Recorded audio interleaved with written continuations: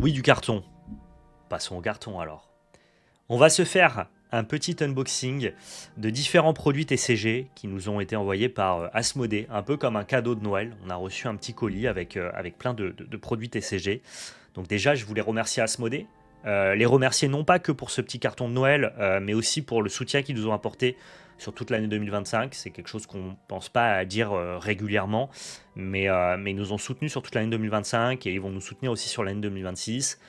Et si on a la chance de pouvoir vivre de notre passion à temps plein et de pouvoir créer du contenu sur tous les TCG émergents, de pouvoir continuer à vous faire le podcast, avoir tout le temps des produits à ouvrir, pouvoir monter nos decks, nous affronter et jouer à tous ces TCG-là, euh, bah, c'est aussi en partie grâce à des boîtes comme Asmodée qui nous font confiance, qui nous laissent libres de tous nos propos, qui nous disent juste bah, nous on aime ce que vous faites, on aime la manière dont vous parlez passionnément des TCG et on se fiche de ce que vous pouvez en dire, c'est-à-dire si un set est moins bon qu'un autre, il n'y a pas de galère. Nous ce qu'on veut c'est juste sponsoriser, soutenir des créateurs de contenu qui font vivre la communauté, qui font vivre les jeux qu'on distribue et vous êtes totalement libre de votre parole. Et voilà, et je voulais en profiter dans ce petit unboxing de Noël pour leur rendre un petit peu hommage là-dessus et leur dire que bah, c'est grâce à eux que des créateurs de contenu multi-TCG un peu de niche comme nous peuvent exister et vivre à temps plein de leur activité sur YouTube. Donc merci énormément.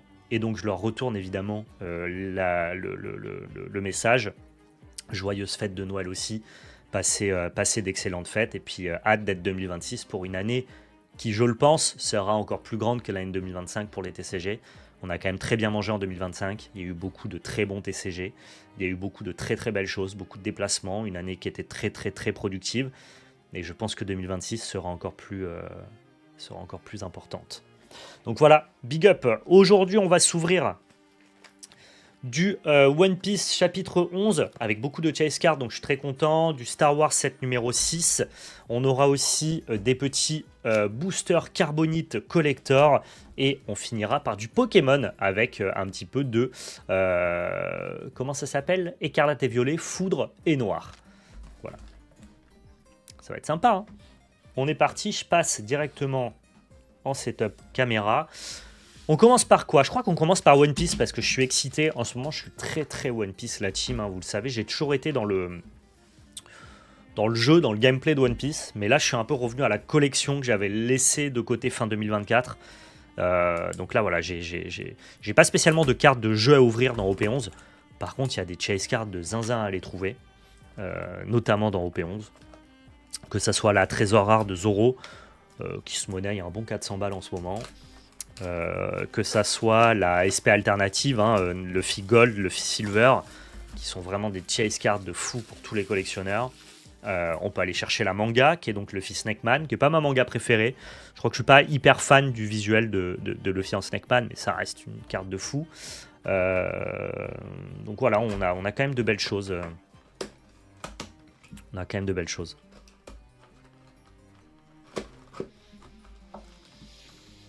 On est parti des points vifs comme l'éclair OP11 sorti en 2025. Très très belle série. Ça part de là. Au niveau des SP en OP11, je crois que c'est les SP vitrail. Donc pareil, du très très bon jus. Mieux que OP12 qui avait ces espèces de SP monochrome un peu en mode sépia que j'ai pas trop aimé. Là, il y a vraiment moyen de se faire plaisir. On espère avoir des bons hits. Moi, à chaque fois que j'ouvre du One Piece, je hit pas très bien. Là, je me dis, c'est la boîte de Noël. C'est un peu la récompense de cette belle année. Je me dis qu'on va ouvrir de belles choses. C'est parti.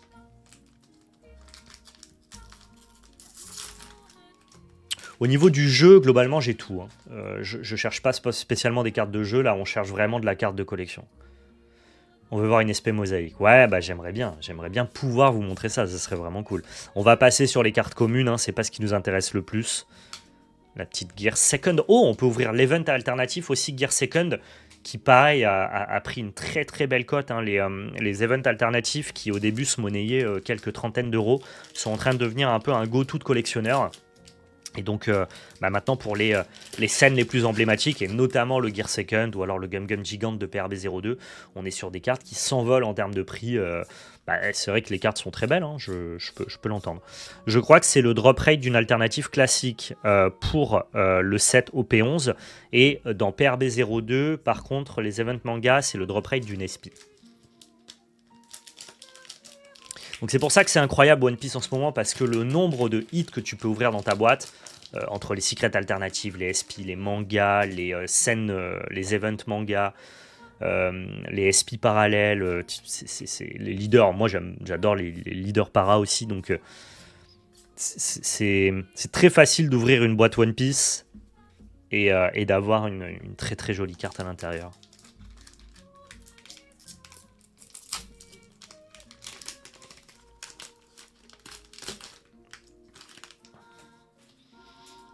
C'est quoi, vous, votre set préféré de One Piece sur l'année 2025? On a très bien mangé, hein, entre PRB2, OP13, OP11, EB2. Qui a trouvé grâce à vos yeux? Ok, première alternative, une alternative classique, le Capone Gang Bégué.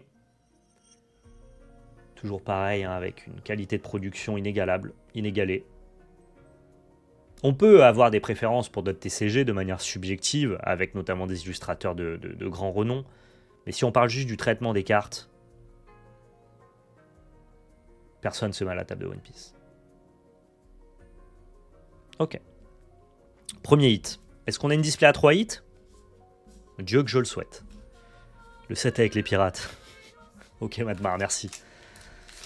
OP11 pour toi, Swarley? Ah, c'est la Luffy Gold qui t'a attrapé comme tout le monde.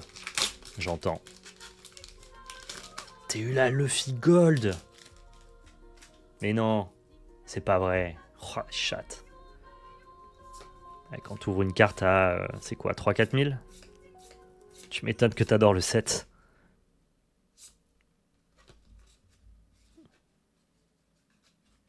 Putain, c'est dingue.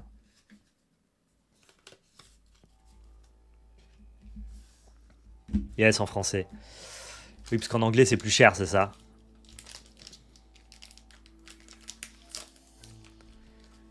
Est-ce que Pokémon a le droit de se mettre à la table des enfants de One Piece? Oui, à la table des enfants, mais on laisse manger les adultes.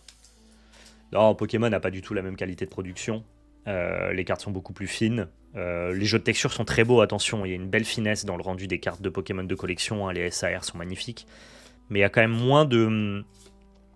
Il y a quand même une proposition qui est moins large, moins diverse et variée que tout ce que tu vas trouver sur One Piece, avec notamment tous les types de cartes différents, le traitement des SP et compagnie. Donc je dirais quand même que Pokémon n'est pas à la table de One Piece, non. Et puis par contre la qualité des cartes, le centrage et tout... pour ceux qui grattent du One Piece et qui grattent du Pokémon, vous voyez aisément la différence par exemple. Il y a un monde où le prix du français s'aligne sur le prix de l'anglais à un moment. Je pense que tout va monter drivé par le prix de l'anglais, mais je vois pas comment sur un marché plus restreint, qui est donc le marché français, tu as atteint les prix du marché anglais qui est international. J'y crois pas, non. Je crois pas. Je me trompe peut-être. Je crois que si le prix du français, et on a notre petite donne ici qui est quand même très jolie, je crois que si un jour le prix du français atteint le prix de l'anglais, ça sera surtout drivé par un retour nostalgique, à l'instar de ce qu'on a eu sur Pokémon. C'est parce que des gens de 30 ans ont voulu récupérer leurs cartes de quand ils avaient 10 ans, et que leurs cartes de quand ils avaient 10 ans, c'était des cartes françaises parce qu'ils consommaient français à l'époque, dans la cour de récré, en étant des enfants. C'est là où le prix de la France a explosé.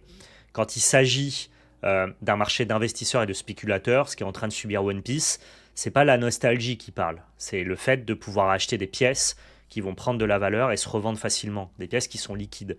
Et quand ce marché est drivé par ces mécanismes-là, c'est l'anglais qui prend. Ou peut-être le japonais à la limite. J'aurais plus d'espoir pour le japonais. Quand les Graals anglais seront devenus inaccessibles, ce qui est quasiment le cas, les gens vont se rabattre sur le japonais. Mais pour que le français, qui lui est quand même une niche et une potentialité de revente plus moindre, atteigne les prix de l'anglais, dans ce cas-là, ce n'est pas des mécanismes financiers qui se mettent en place, ce sont des mécanismes de nostalgie.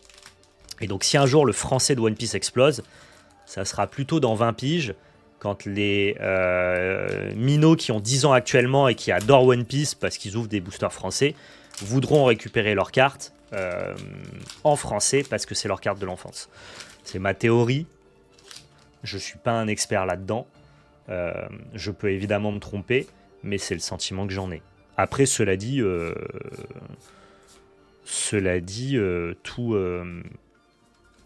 tous les prix montent au global, tiré par le prix des cartes anglaises, quoi. Pourquoi le FR est plus cher sur Magic alors? Sur les cartes de collection, c'est pas le cas, Tib. Magic est plus cher en français sur les cartes de jeu parce que les gens veulent jouer avec des cartes de leur langue. Et ça, c'est le cas sur quasiment tous les jeux. Mais pour les cartes de collection, c'est pareil. Pour leur canal, les cartes françaises sont plus chères que les cartes anglaises de jeu. Mais si jamais tu vas chercher des grosses enchantées, elles sont plus chères. En fait, les cartes de collection sont plus chères en anglais. C'est toujours comme ça. Sauf quand la nostalgie drive le marché. Et tu vois, Pokémon qui s'est fait driver par la nostalgie dans les années 2020-2021 post-Covid, bah maintenant la réalité du marché a rattrapé et toutes les cartes anglaises ont explosé et coûtent plus cher que les cartes françaises.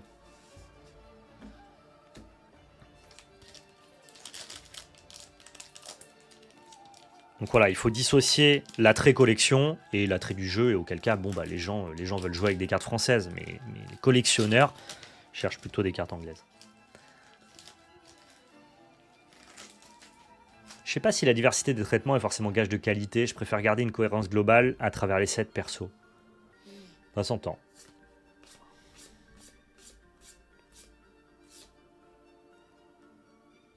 Je suis un pimper fou et c'est souvent le FR le plus cher. Ah ouais, sur Magic? Mais peut-être que Magic est une exception et que je me trompe, hein. Attention.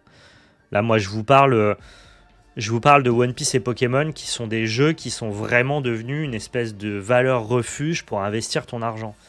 Ce qui n'est pas le cas de Magic. Magic est encore drivé par la passion pour ceux qui achètent des cartes récentes, par les pimpers, par ceux qui veulent créer des beaux decks. Et donc du coup, c'est plus l'affect et la passion qui parlent plus que la raison et le raisonnement financier. Le côté valeur refuge, spéculation et investissement, sur Magic, il est plus corrélé à l'achat de cartes vintage, réservées de liste, des bilans, ou alors voilà, des cartes des années 90. Peut-être que lui, le Magic récent, n'est pas du tout tombé dans ce game, dans ce qu'on appelle le hobby, qui est à la base drivé par Pokémon et la carte de sport. One Piece est rentré dedans et c'est là où l'anglais a explosé. Je pense que Magic récent est très épargné de ça et que du coup les gens collectionnent encore par simple passion. Et donc probablement que ça crée des patterns qui sont différents des jeux qui sont vraiment rentrés dans le hobby de l'investissement du TCG. Et donc ça peut expliquer pourquoi le Magic français, même en haute rareté, est plus cher que le Magic anglais, juste parce qu'il est mécaniquement moins ouvert et que on se fiche un peu de la liquidité des cartes, voilà, pour être plus clair.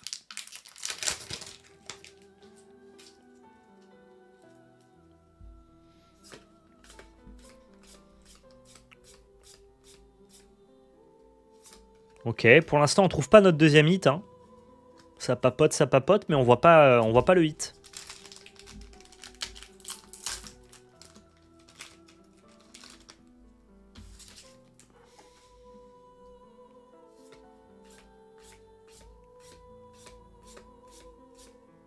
Ok, Charlotte Katakuri, très jolie en leader violet comme ça.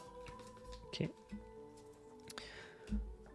J'ai chopé le Cloud dans le bundle Chocobo, je pense que ça va coter dans le temps. J'utilise en leader, donc je suis refait, il est très beau, mais je me questionne sur son prix. Je ne sais pas.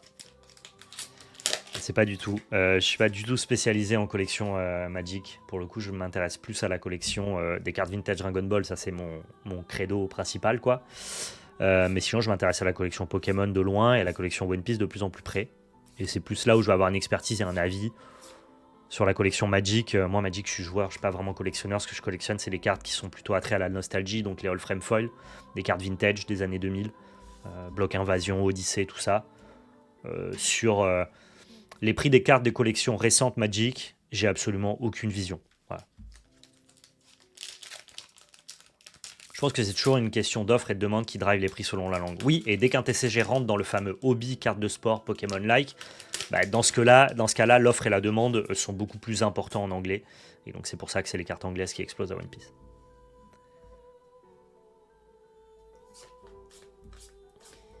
Pareil, c'est pour ça que je demande. Je ne saurais pas t'aider. Peut-être qu'il y a des gens plus spécialisés que moi là-dessus sur le chat.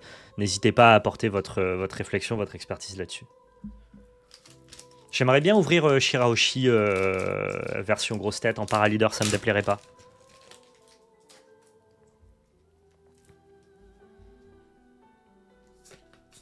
Allez, on va pas faire une simple display double alternative. Franchement, je n'ouvre que ça sur la chaîne. Oh, mais c'est vrai qu'on peut avoir la Nami paraleader aussi, qui commence à prendre de la valeur parce que bah déjà c'est une Nami, déjà c'est une paraleader, déjà la carte est belle, mais en plus de ça, Nami bleu-jaune reçoit du support avec EB3, OP14 et EB3, ce qui fait que la carte devient un peu jouable.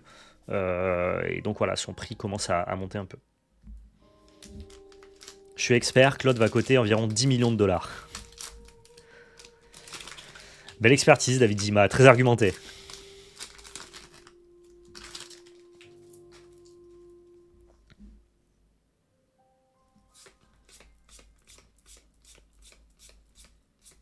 Ah, vous le savez ici, de toute façon, on ne fait pas de conseils de monter des prix des cartes ou baisse des prix des cartes. Voilà, j'ai un avis, je vous parle comme si je parlais avec mes potes de mes collections. L'argent lié aux cartes est toujours un sujet. Je ne peux pas omettre que chaque carte que l'on a atteint un prix et je ne vais pas faire l'autruche là-dessus. Pour moi, l'argent, c'est un moyen plus qu'un but. C'est-à-dire que je suis conscient du prix de mes cartes, notamment parce que ça me sert justement à fournir ma collection. C'est pas un but dans le sens où c'est pas de l'investissement. J'achète pas les cartes dans un but de revente à court ou moyen terme, c'est-à-dire dans un objectif financier. Mais par contre, voilà, le prix des cartes est hyper important, donc on en parle comme un moyen justement de pouvoir acquérir d'autres cartes. Mais c'est hyper important sur la chaîne et je le répète tout le temps. Il y a des gens plus compétents que moi et surtout, j'ai pas envie de rentrer dans le conseil d'achat, le conseil financier. Achetez ça, ça va monter. N'achetez pas ça, ça va baisser. Il y a d'autres gens qui le font mieux que moi et j'ai pas envie de rentrer là-dedans, quoi. J'ai un avis de collectionneur, il vaut ce qu'il vaut et je préfère qu'on parle sous le prisme de la collection plus que sous le prisme de la spéculation en soi, quoi. Même si ça ne nous empêche pas à notre échelle de collectionneurs tous d'être un peu spéculateurs sur des sujets. Tu vois, quand tu vas acquérir une carte et qu'elle te plaît beaucoup, bah, tu dis peut-être que si je l'achète maintenant, elle coûtera moins cher que si je l'achète plus tard.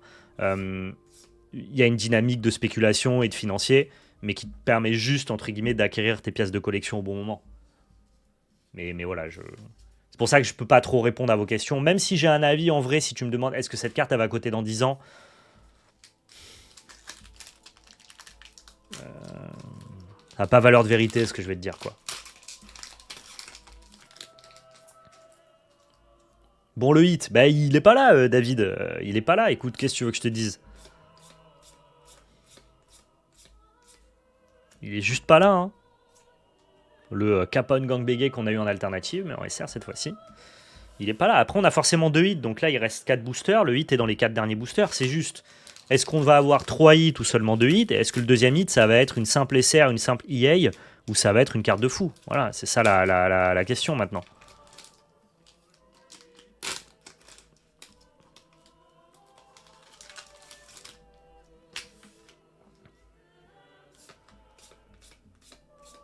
Franchement, je suis pas gourmand, je me contenterai d'une paraleader Nami. Hein.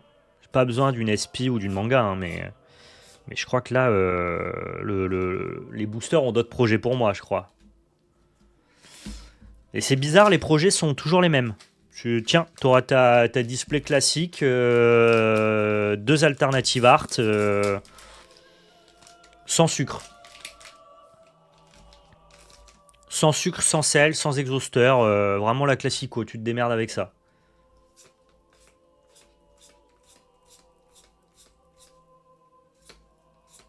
Ah, c'est dur. On peut faire une display avec insolite? Non, c'est impossible, ça serait un bug. Je prends même Jimbe en leader, en para-leader. Je l'aime bien, je la trouve... Ouais, du pain blanc nature un peu sec, mais toutes mes displays, c'est du pain blanc nature un peu sec. Ah, je fais le ouin-ouin, c'est un cadeau. C'est un cadeau, je peux que me réjouir. Pokémon, je t'annonce un Victini Full Art rouge. Si seulement.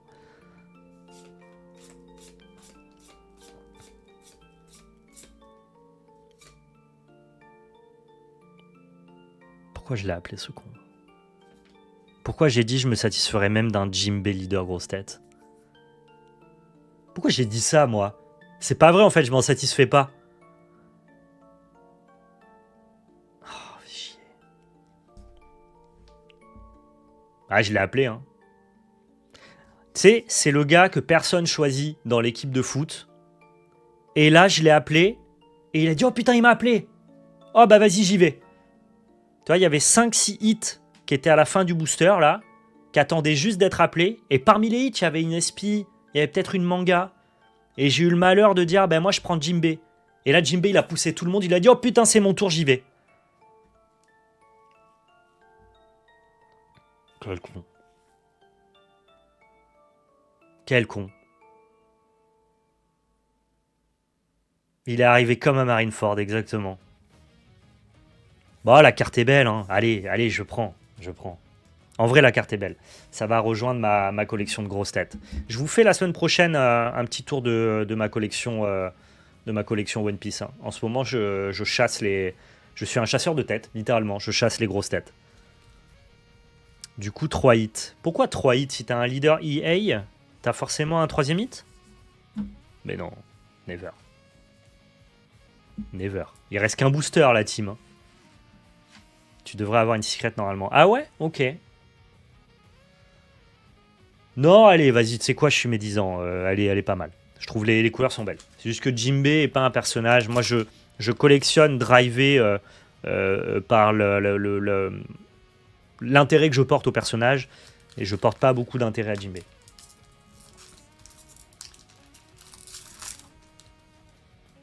Ah, je crois que vous avez raison, j'ai encore un hit. Oh, ok. Ok, on prend. Je devrais avoir une secret. Bah, ça va, écoute, hein, pourquoi pas.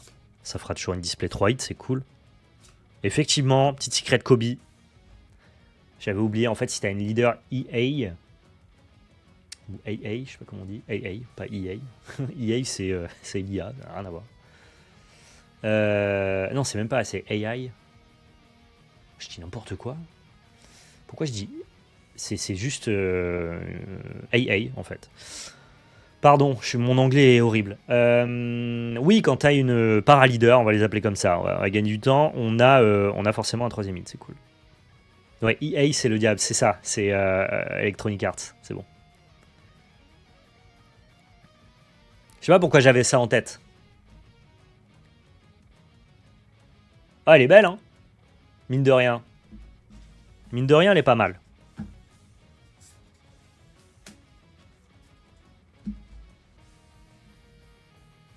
Mais du coup, je les call. Bah, c'est pas que tu la calls, c'est que toutes les displays leaders alternatifs ont un 3ème hit XP3FR, donc c'est un peu simple à call finalement. Ah, sans connaître One Piece, tu la call? Dans ce cas-là, GG à toi. Bien vu.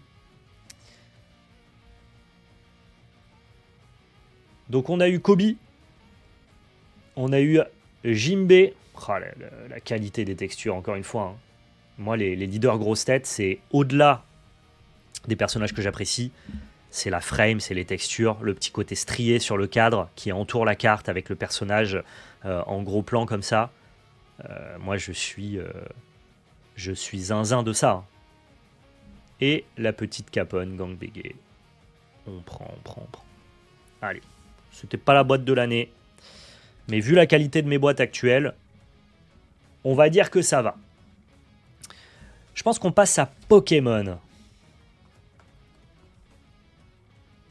Parti pour Pokémon, 6 boosters. Alors là, pour le coup, je connais pas trop. Je sais qu'il y a le Victini Full Art rouge. Effectivement, qui a un gros... qui est une grosse chase card. Je pense qu'il doit y avoir le Zekrom et le Reshiram aussi, qui sont des chase en SAR.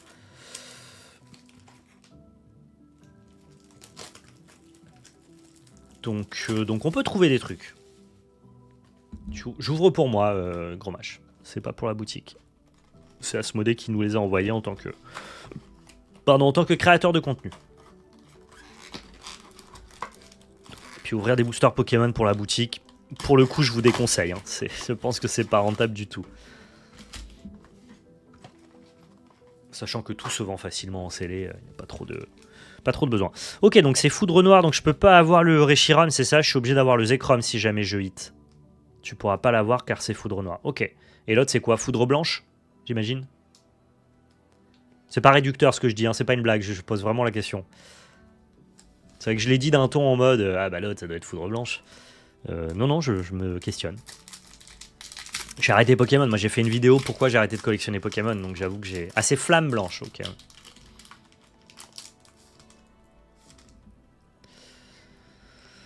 Eh bien allons-y. Avec Ouvrifière. Non mais oui. Le Pokémon s'appelle Non mais oui. Ok, ok. Ok, une petite AR. Le Crapuscule. Très joli. Bon, ça reste... Oh! Et carrément une full art. QRMX.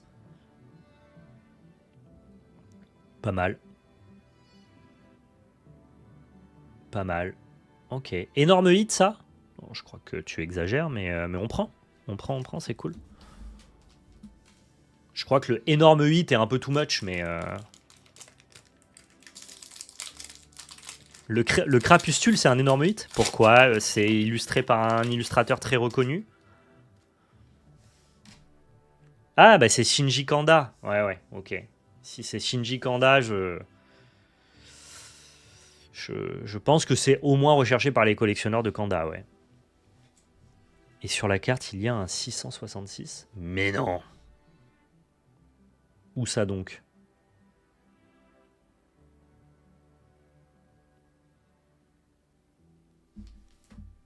Ça te va pas d'ouvrir du Pokémon DSL? Ah ouais, ça me va. Pourquoi? C'est-à-dire, ça me va pas physiquement ou ça me va pas dans l'énergie que je propose, ou ça me va pas par rapport à mon contenu habituel. Tu cries pas dès qu'il y a une brillante? Ah bah ça non, ouais, ça je sais pas faire. Ça vaut 80 balles le crapuscule, mais let's go! C'est ça que tu veux, Resdo? Let's go! 80 euros!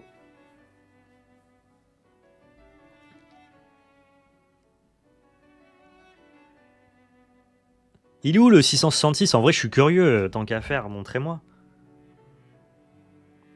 Moi, je suis sur une découverte, là, je suis curieux, moi. Hein. Attends, il n'y a pas de galère, quoi.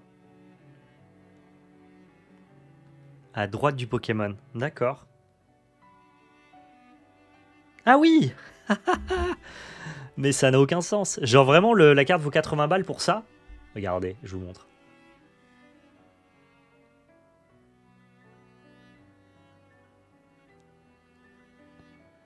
Eh, franchement, les gens savent pas quoi inventer. Hein. Vous le voyez là, les trois petites torsades? Écoute, si la communauté s'est inventé un prix fictif pour ce crapustule de par ce 666, je vais rien leur dire. Je vais prendre mes 80 balles. Voilà. Si quelqu'un le veut, il est à vendre. Ils ont dit que cette carte sera ban. Achetez vite. En plus, c'est Shinji Konda. Achetez vite. Vous avez raison.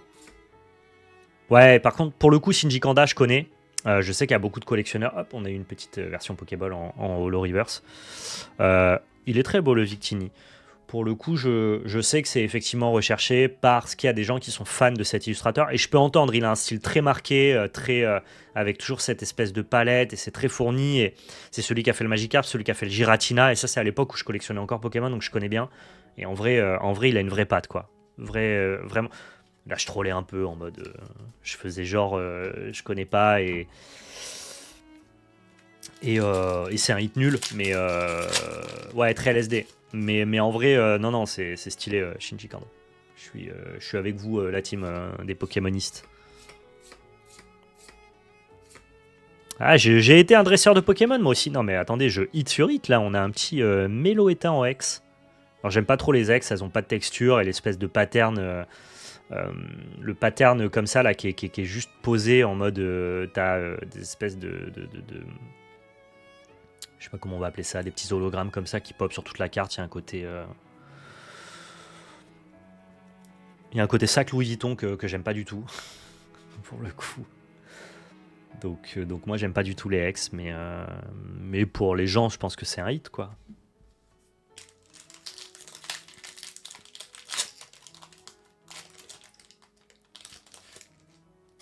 T'inquiète pas, tu peux me juger, je suis ça au quotidien, mais je collectionne que le bloc Wizard. Non, mais moi je te juge pas, j'ai beaucoup suivi le game de collectionneur Pokémon, j'ai collectionné aussi, je suis avec toi, hein, t'inquiète. Mais attendez, c'est quoi cette boîte de 6 boosters là? On est d'accord que c'est fou le nombre de hits que j'ai, non? Là, j'ai un dresseur full art. Le plan de N. J'ai l'impression que j'ouvre un booster, il y a un truc.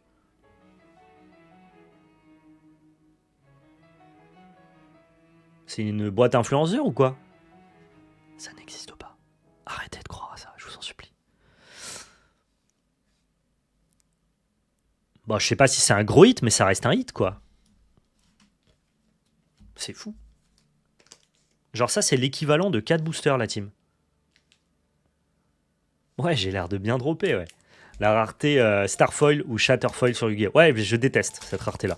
D'avoir des imprimés comme ça sur le pattern de foil holographique, sans texture et tout, je suis pas avec vous. Je suis pas avec vous, la team. Est-ce que ça continue en vrai? On est là, hein. Non, ça s'arrête. Ok, c'est bon. On a une simple rare. Le Tranchodon. Ça roule.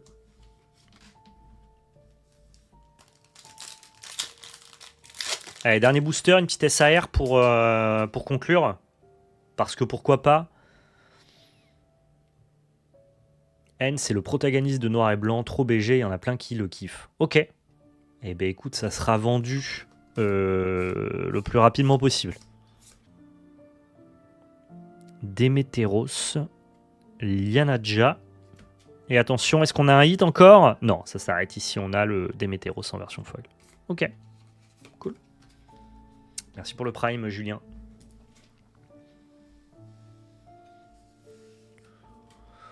Donc là, on va dire, si j'enlève les rares, on va dire que mes hits, c'est Plan de N, Meloetta, Crapustule, Kyurem X, le tout en 6 boosters.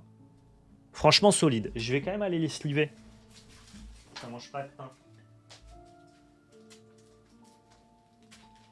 Vraiment, le pain ne sera pas mangé, quoi.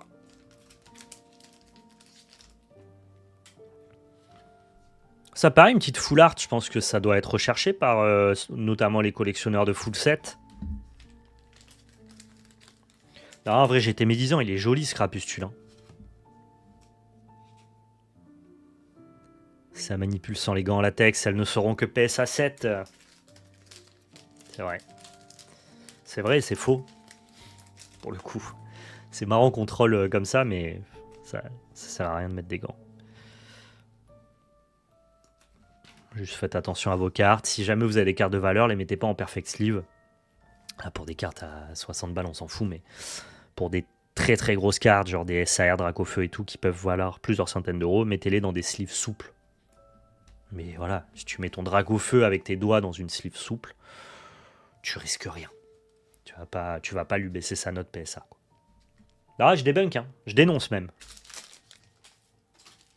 Ça, c'est un game, c'est une mode, mais en plus qui a disparu, les gens le font plus, mais c'est vrai qu'il y avait cette mode à l'époque, dans les années 2021, je dis à l'époque, c'était à 3-4 ans, où les gens ouvraient des displays sets de base et mettaient des gants, mais un peu pour le lore, pour l'exception, pour... Ça ne sert à rien.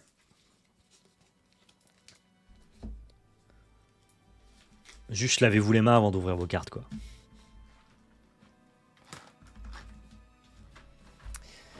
Allez, on a une petite display Star Wars Secret of Power. J'ai des cartes à aller chercher dans ce set, notamment les Caris, qui sont des cartes rares qui valent 15 € pièce et que j'ai pas réussi à ouvrir sur ma première ouverture. Donc là, pareil, on a des trucs à aller chercher et évidemment, le meilleur pour la fin, des petits Carbonite édition pour essayer de se régalus. C'est parti.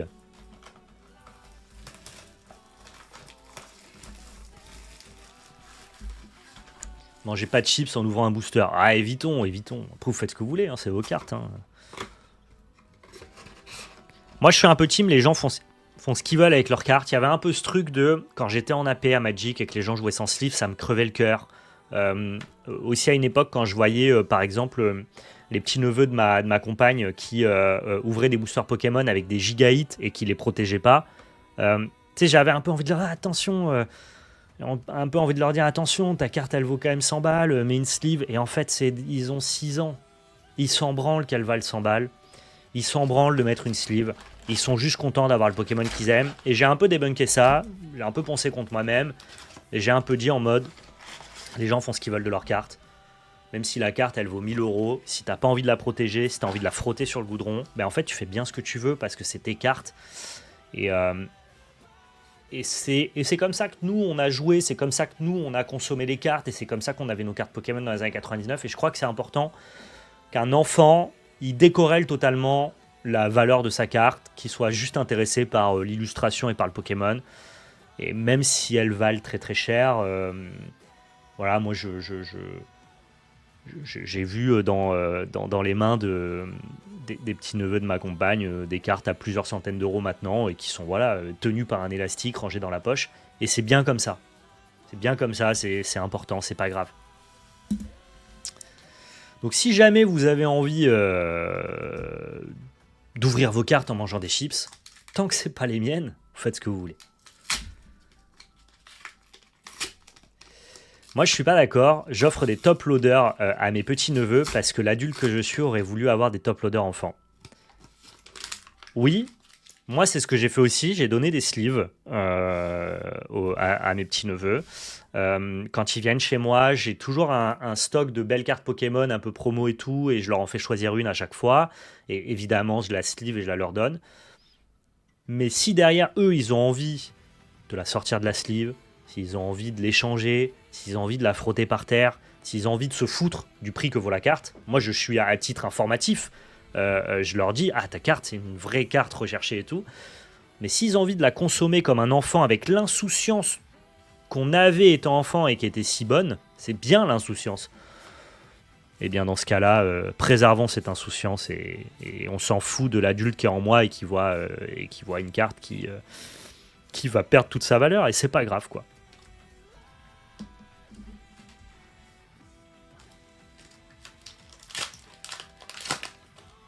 Faut qu'ils apprennent les regrets. Ouais, et puis il faut qu'ils aient ce sentiment de on avait des cartes exceptionnelles quand on était jeune, mais on savait pas qu'elles étaient exceptionnelles et ça nous empêchait pas de prendre du plaisir en les ayant quoi.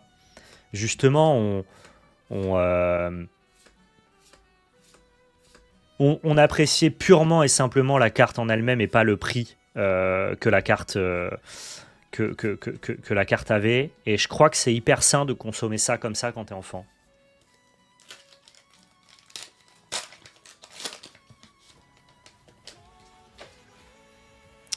Donc voilà, en tout cas, voilà, moi j'ai arrêté de vouloir protéger les cartes des autres. Vous faites bien ce que vous voulez. Ça me crève le cœur, parfois. Mais je ne dois pas essayer d'établir du contrôle sur ce que font les gens.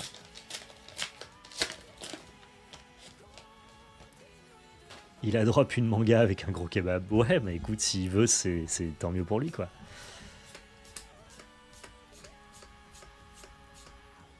Oh, le petit Jar Jar Binks. Ça, il m'en faut un max. Donc, on prend... Ok, petite légendaire. Parlons-en. On prend les petites légendaires. Moi, je veux des rares. Je veux des caris.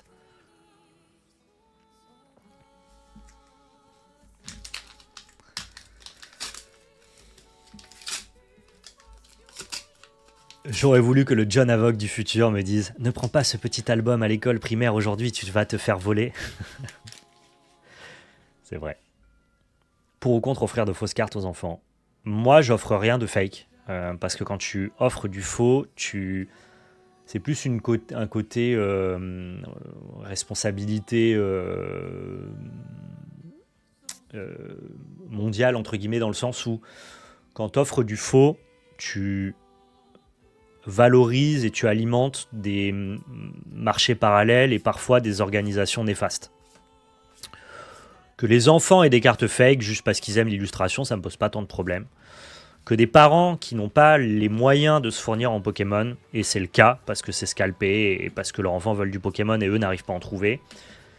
Que sur les marchés, ils achètent consciemment du fake parce que leur pouvoir d'achat leur permet difficilement d'acheter du Pokémon et que ça fait plaisir à leurs enfants. Je ne suis pas fondamentalement opposé, les gens font comme ils peuvent. Mais moi, autant que faire se peut, j'ai la possibilité de ne pas acheter de fake. Et pour le coup, le débat, il existe aussi dans les vêtements, dans la sneakers, dans plein de trucs. Je veux pas nourrir et alimenter des marchés parallèles qui sont souvent tenus par des organisations nauséabondes. Et c'est surtout ça, entre guillemets, c'est presque un acte militant de pas acheter de fake. Mais si les gens le font parce que c'est pas possible pour eux d'acheter du réel, encore une fois, je contrôle pas ce que font les gens, quoi. Moi, des gens autour de moi qui achètent des fausses choses, notamment plus dans le textile, parce qu'ils n'ont pas l'argent d'acheter des vraies choses. Moi, je suis contre personnellement, mais ils font ce qu'ils veulent, quoi.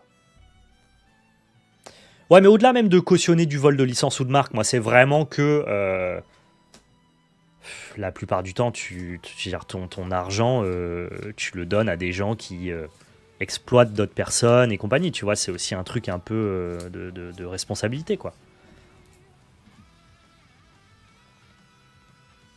Mieux vaut offrir un produit de qualité en petite quantité que masse de faux.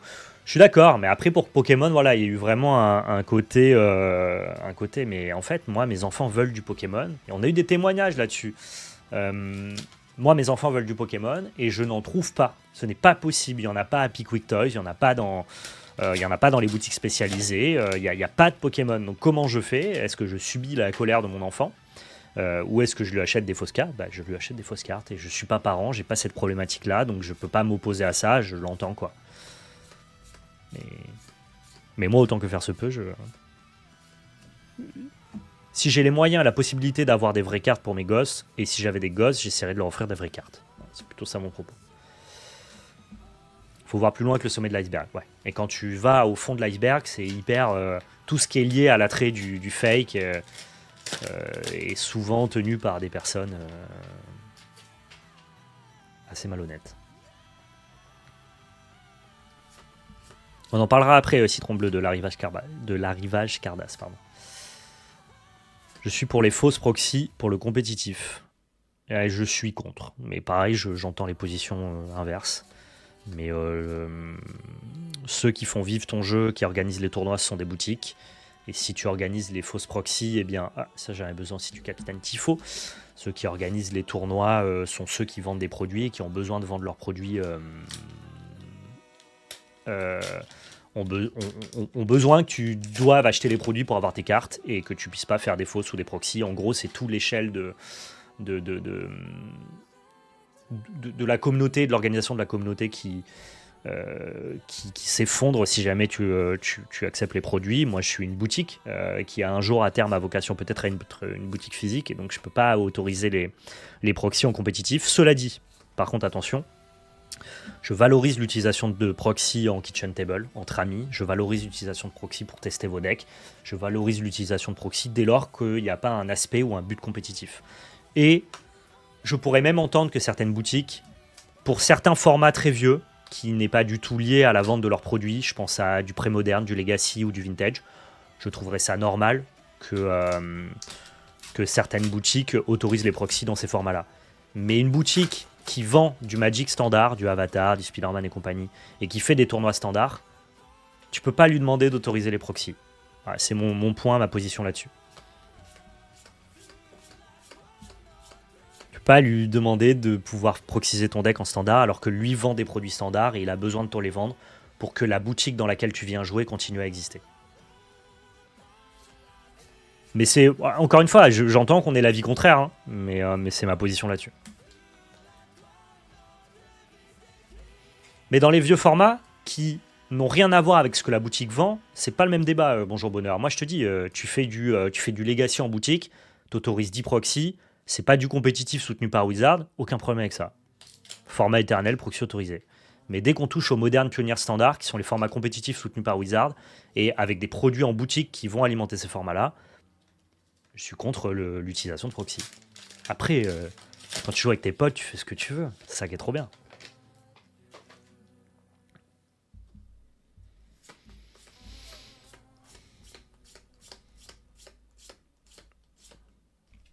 Ok, on a l'As bleu ici. Ok, petite légendaire Reine Amidala. Ça, c'est une super légendaire. C'est la meilleure légendaire du set. Donc, on est preneur. J'ai déjà acheté mes 3 Reine Amidala en foil.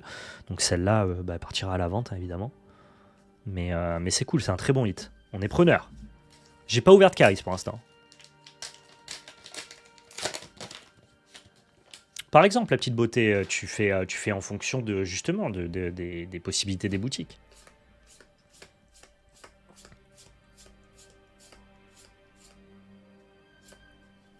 J'y arrive pas, hein. Elle doit être short print, cette rare. Hein. Ah, vous avez plus de musique? Attendez. Si vous avez de la musique, pardon.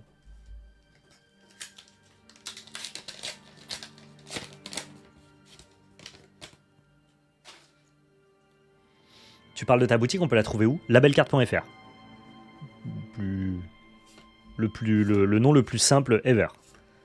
Le proxy, c'est un débat sans fond. Bah, enfin non, il est pas sans fond. Chacun a sa position. J'ai argumenté la mienne et je la trouve saine en soi, quoi. Elle est assez nuancée, comme à mon habitude, et je pense qu'elle va dans le sens à la fois des joueurs et à la fois des boutiques. Et c'est ça qui est hyper important, c'est que sur ce sujet-là, si tu tires trop du côté des joueurs, ben, tu impactes les boutiques. Si tu tires trop du côté des boutiques, tu impactes les joueurs. Et moi, je trouve que la bonne position, c'est le compromis. Donc, pour moi, il n'est pas sans fond. Il est, voilà, une fois que j'ai dit ça, après, vous êtes libre de penser ce que vous voulez, quoi.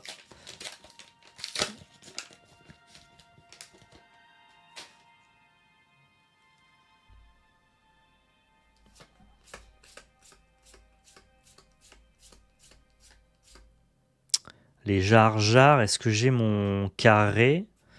Je sais pas. Enfin, ma triplette, pardon. Je vais le mettre de côté au cas où. Ok, As bleu et C3 PO ici.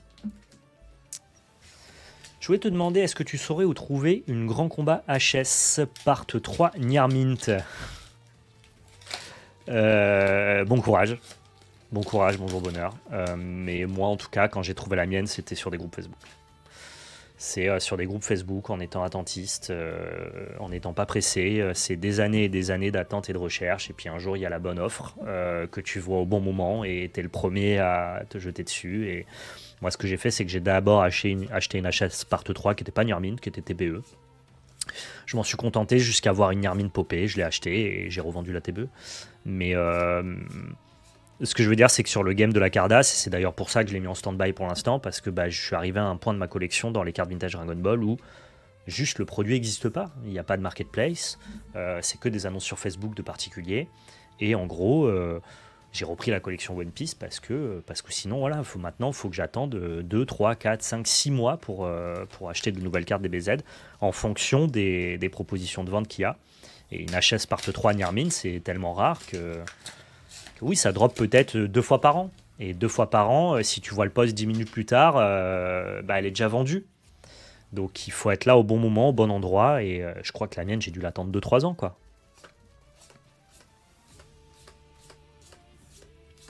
Donc non, en vrai, j'ai pas de cheat code pour toi. Si ce n'est avoir la chance que quelqu'un en drop une. Mais non, on n'achète pas sur eBay à 900 balles, ça vaut pas 900 balles. Une HS3 Niarmint sur un groupe Facebook de collectionneurs aguerris, si elle est vraiment Niarmint, donc dans un état exceptionnel, je pense que ça vaut dans les 400 euros.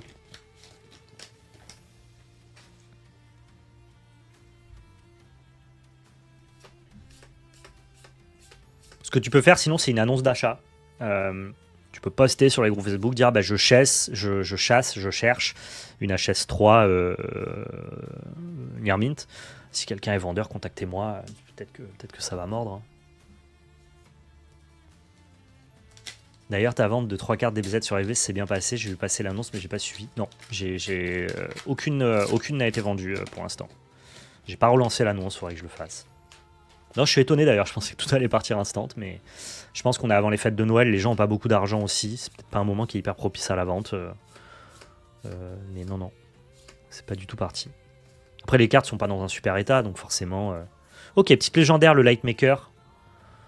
Oh, et deuxième légendaire foil, le Grand Amiral Throne, pourquoi pas. Petit booster double légendaire, on prend. Donc peut-être que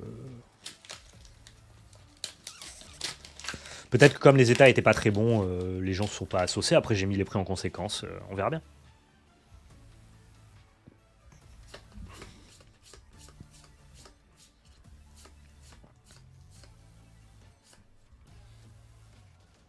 Légendaire. Ça fait plaisir. Hein. J'arriverai pas à avoir une Caris, c'est une folie. Hein. La carte en plus est trop forte, littéralement.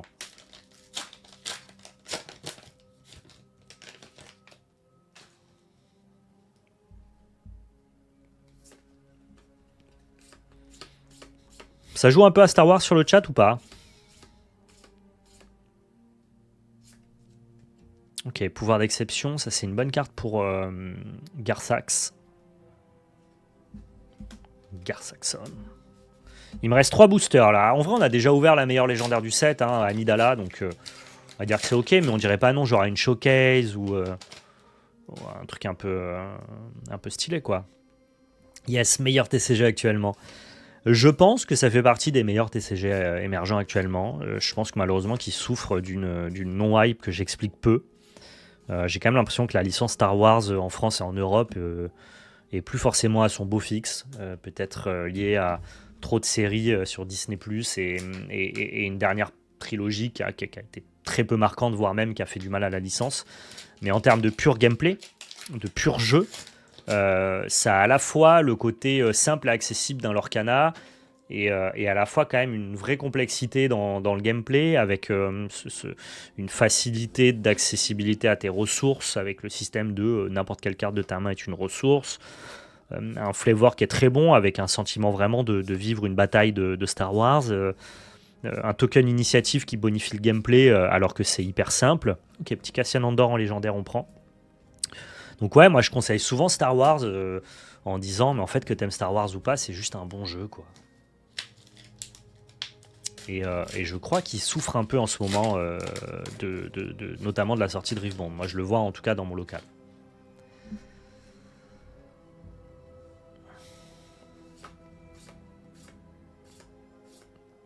C'est très bien, mais trop de TCG. Ouais, c'est ça. En fait, il y a plein de gens qui trouvent ça très bien, mais juste, c'est pas le TCG principal dans leur tier list de TCG. C'est un peu dommage pour lui, quoi. Moi, en tout cas, j'y joue assez régulièrement. C'est pas vrai, c'est pas aussi régulièrement que si quelqu'un jouait tout le temps à Star Wars, mais j'essaye d'aller jouer en local 1 à 2 fois par mois minimum. Et les cartes ne plaisent pas trop globalement. Oui, par contre, il y a un vrai sujet. Il y a eu notamment une espèce de keynote qui est revenue là-dessus sur le fait que les cartes n'étaient pas particulièrement attrayantes pour la collection. Alors moi, j'aime bien les hyperfoils. J'ai notamment, je peux vous les montrer. Je vais me faire un petit big up à Star Wars parce qu'il le mérite et je trouve que c'est pas le TCG qui est le plus mis en avant en global. Mais tu vois, moi j'ai mes cartes de collection Star Wars et en vrai, je les revendrai pour rien au monde, je les trouve trop cool. Mais c'est vrai que les gens se sont vraiment plaints, et notamment avec l'arrivée de Riftband, de putain, regardez les TCG émergents, regardez Lorcana comme ils se sont améliorés avec les iconiques, les épiques, le traitement sur les enchantés. Regardez Riftband qui arrive avec plein de raretés, One Piece qui casse le game et compagnie. Et nous à Star Wars, on souffre des displays qui sont un peu fades et vous l'avez vu là, moi je vous ai surtout parlé de cartes de jeu, de légendaires, de cartes intéressantes pour le gameplay. Mais c'est vrai qu'en termes de hit de collection, c'est très très loin Star Wars. Et donc justement, il y a eu un sujet là-dessus. Et les équipes de Star Wars Unlimited ont dit qu'ils allaient travailler à améliorer la chose. Je ne sais pas si ça a été hyper convaincant, mais voilà, ils ont connaissance du problème. On va voir quand même que dans les Carbonite éditions, il y a quand même pas mal de jolies choses à avoir, mais c'est scindé. Tu peux pas avoir les cartes de Carbonite édition dans les boosters classiques. Et donc ça crée un décalage un peu comme à Magic où si tu veux des belles cartes, tu ouvres du booster collector en fait. Tu ouvres plus du booster basique quoi. Et donc c'est vrai qu'il y a un peu un sujet là-dessus qui fait que le jeu peut être un peu en perte de hype aussi de par la qualité visuelle des cartes. Mais tu vois, moi sur le set 1, j'ai ma Showcase Boba là, et je la trouve exceptionnelle cette carte-là. Je la trouve magnifique, le dessin est fou, l'illustration est folle. Et ça me plaît beaucoup, mais c'est trop rare en fait. Tu hits très rarement des cartes comme ça. Là j'ai ma Dark Vador et ici j'ai ma Luke Skywalker. Et en vrai, moi je me régale avec ça. Hein. Je trouve les cartes exceptionnelles. Mais voilà, en termes de concurrence, je trouve que Star Wars a vraiment pas de souci à se faire sur son gameplay. Si les gens jouaient à Star Wars et faisaient le chemin vers Star Wars et testaient de jouer à Star Wars compétitivement, ils se rendraient compte que le jeu a rien à envier à Riftband, à One Piece et à Lorcana pour comparer avec des TCG émergents ou à Altered. Mais par contre, il fait moins envie quand t'es pas dedans, tu vois, de loin, il est moins attrayant, il y a moins de chase card, il y a moins d'aspect collection, il y a moins de points d'entrée, je trouve. Et c'est vrai qu'il faut qu'il se corrige un peu là-dessus, quoi. On va avoir un petit peu justement des belles cartes dans les Carbonite Edition. C'est comme les boosters collector dans Magic. C'est là où vous chopez des belles cartes, des chase cards, des cartes intéressantes pour la collection. Mais au même titre que les boosters collector ont fait du mal à Magic, je trouve, les boosters collector ont fait du mal à Star Wars. Je pense que tous les TCG gagneraient à mettre les hits dans les boosters classiques, à l'instar de ce que fait Riftband et One Piece. Je trouve ça beaucoup mieux.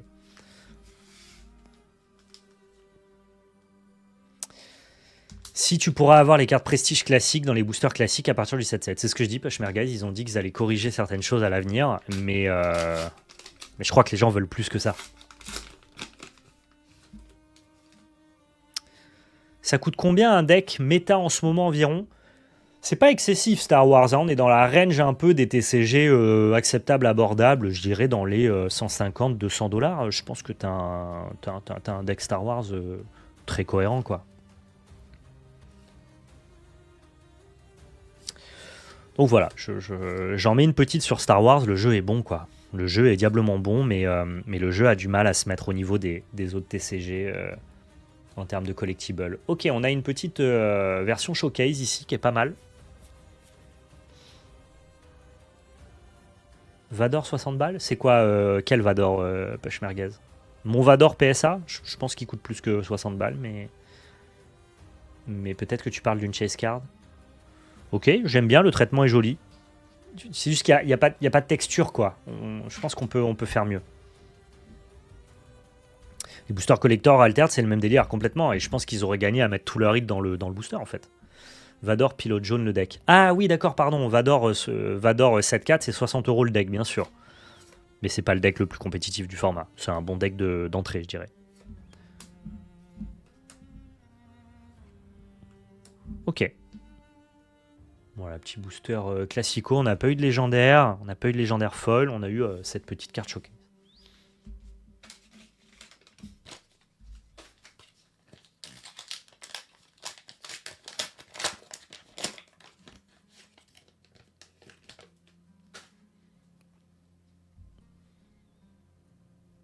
Allez, c'est parti. On passe rapidement sur les premières foils. Ok, on a une légendaire foil ici. On prend le Nemic Manifesto. Ici, on a une version showcase du Major Partagaz en non-foil. Ça marche. On continue. Là, on n'a que des Hyperspace. Et ensuite, on arrive sur les Hyperspace Foil. C'est là où on peut un peu se régaler. Tu vois, si tu ouvres une Amidala Hyperspace Foil, je pense que ça a une petite valeur collection. Diplomatique Envoy. Et ici, le Garindant. Ok. C'est ça, tu vois, là, pour le coup, sur des boosters à 20 €, c'est maigre, quoi. Il y a peut-être 2 € de valeur, et c'est ça que les gens ont reproché à Star Wars récemment.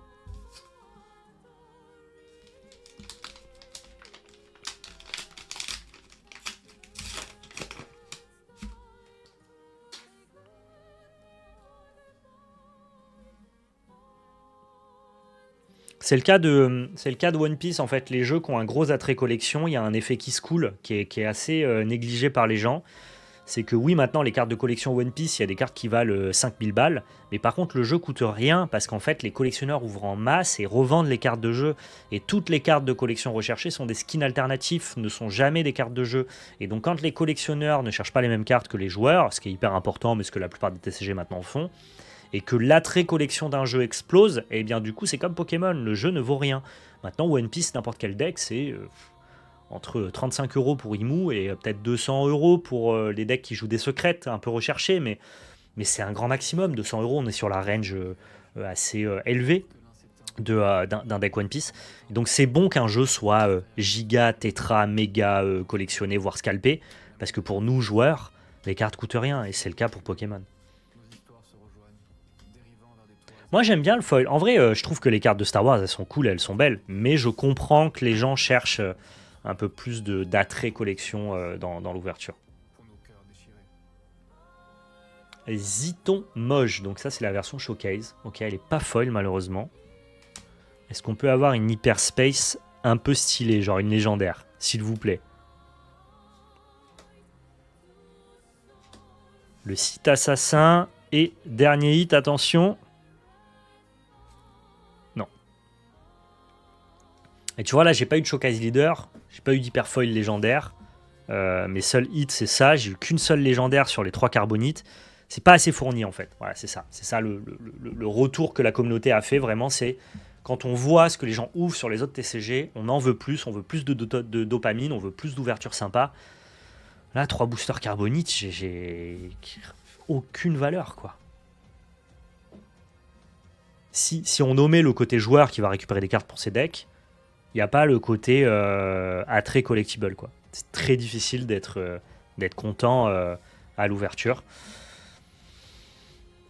Et je le comprends au regard de ce que fait la concurrence. Et comme Star Wars est un jeu génial que j'adore, bah, je serais content qu'ils se mettent à l'équilibre pour continuer à exister. 75 € dépensés pour 5 balles à récupérer. C'est un peu le retour de ces 3 boosters-là, malheureusement. Okidoki. Bon, bah, c'était pas mal quand même en vrai, on s'est fait plaisir. On a bien ouvert sur Pokémon, on a ouvert moyennement sur One Piece et on a plutôt mal ouvert sur Star Wars. Donc finalement, l'un dans l'autre, ça compense un petit peu. Je rappelle que ces produits m'ont été offerts par Asmodée, donc je les remercie évidemment. Tout était quand même gratuit, donc je peux pas trop me plaindre finalement. C'était quand même délicieux, et puis ça nous a permis, je trouve, d'échanger, de discuter de pas mal de situations, en tout cas de pas mal de sujets TCG qui étaient plutôt cool. Donc voilà, j'espère que ça vous a plu. Merci le chat en tout cas d'avoir participé à cette discussion. Et pour ceux qui regardent sur YouTube, merci à vous. N'hésitez pas, le petit pouce bleu, le partage dans l'espace commentaire, les abonnements. Si vous voulez rebondir sur les différents sujets dont on a pu discuter, les fake cards, la collection, l'inflation des prix One Piece, tel ou tel TCG, les proxys et compagnie, bah, n'hésitez pas. Je crois que cette vidéo, elle fait un peu voilà, le lien avec tous ces sujets-là pour ceux qui veulent en discuter, en débattre de manière saine dans les commentaires.